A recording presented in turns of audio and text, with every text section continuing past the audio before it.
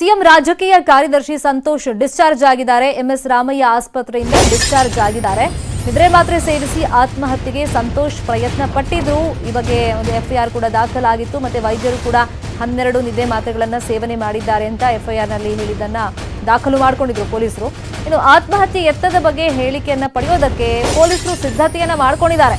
ಆದರೆ ಸಂತೋಷ್ ಹೇಳಿಕೆ ಕೊಡೋದು ಅನುಮಾನ ಅಂತ ಹೇಳಲಾಗ್ತಾ ಇದೆ. ಸಂತೋಷ್ ಡಿಸ್ಚಾರ್ಜ್ ಬಗ್ಗೆ ವೈದ್ಯರಿಂದ ಮಾಹಿತಿಯನ್ನ ಪೊಲೀಸರು ಪಡ್ಕೊಂಡಿದ್ದಾರೆ. ಇವಾಗ ಸಂತೋಷ್ ಏನ್ ಸ್ಟೇಟ್ಮೆಂಟ್ ಕೊಡ್ತಾರೆ ಅದು ಇಂಪಾರ್ಟೆಂಟ್ ಆಗುತ್ತೆ. ಯಾಕಂದ್ರೆ ರಾಜಕೀಯ ಒತ್ತಡ ಇರ್ಬೋದು, ಮತ್ತೆ ಡಿ.ಕೆ. ಶಿವಕುಮಾರ್ ಸಿಡಿಸಿದಂತ ವಿಡಿಯೋ ಬಾಂಬ್ ಏನಿದೆ ಆ ವಿಚಾರವಾಗಿ ಒಂದಿಷ್ಟು ಕುತೂಹಲ ಇದೆ. ಕಳೆದ 3 ದಿನದ ಹಿಂದೆ ಒಂದು ಖಾಸಗಿ ಕಾರ್ಯಕ್ರಮ, ನಮ್ಮ ಕುಟುಂಬದ ಒಂದು ಕಾರ್ಯಕ್ರಮ, ನನ್ನ ಮದುವೆನಲ್ಲಿ ಸ್ವಲ್ಪ ನಂಗೆ ಊಟದ ವ್ಯತ್ಯಾಸ ಆಗಿ ಅಜೀರ್ಣ ಆಗಿತ್ತು.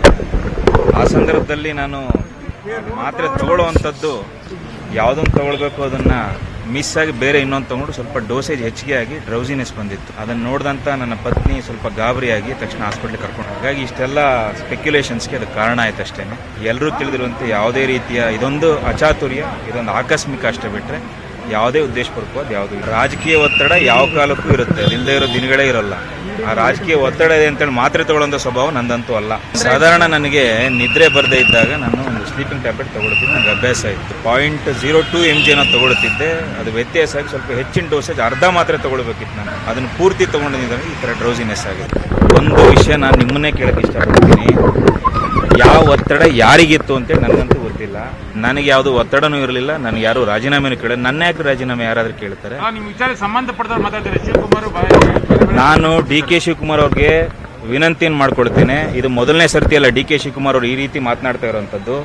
ಈ ಹಿಂದೆ ಅವ್ರ ಮನೆ ಮೇಲೆ CBI IT ರೇಡ್ ಆದಾಗಲೂ ಕೂಡ ಯಾವುದೋ ಡೈರಿ ಇತ್ತು ನನ್ನ ಹತ್ರ, ಅದ್ರ ಬಗ್ಗೆ ಯಾಕೆ ತನಿಖೆ ಮಾಡ್ತಿಲ್ಲ ಅಂತೇಳಿ ಮಾಧ್ಯಮದಲ್ಲೇ ವರದಿಯನ್ನು ನಾನು ಗಮನಿಸಿದ್ದೇನೆ. ಬಹುಶಃ ಇದು ಅವ್ರಿಗೆ ಸ್ವಭಾವ ಆಗೋಗಿದೆ. ಎರಡನೇದಾಗಿ ಮೊನ್ನೆ ನಡೆದಂಥ ಅವ್ರದೇ ಕ್ಷೇತ್ರದ 2 ಚುನಾವಣೆಗಳನ್ನ ಉಪಚುನಾವಣೆ ಸೋತಿದ್ದಾರೆ. ಅವ್ರದೇ ಲೋಕಸಭಾ ಕ್ಷೇತ್ರವಾದಂಥ RR ನಗರದ ಸೋಲು ಅವ್ರಿಗೆ ಸ್ವಲ್ಪ ಮತಿ ಕೆಟ್ಟಿರ್ಲಿಕ್ಕೂ ಸಾಕು. ಬಹುಶಃ ಅವ್ರದೇ ಪಕ್ಷದ ಹಿಂದಿನ ಸಭಾಪತಿಗಳು ಅದಕ್ಕೆ ಉತ್ತರ ಕೊಟ್ಟಿದ್ದಾರೆ. EVM ಮಷಿನ್ ಸರಿ ಇಲ್ಲ ಅಂತೇಳಿ ಶಿವಕುಮಾರ್ ಅವರು ಹೇಳಿಕೆ ಕೊಟ್ಟಿದ್ರು.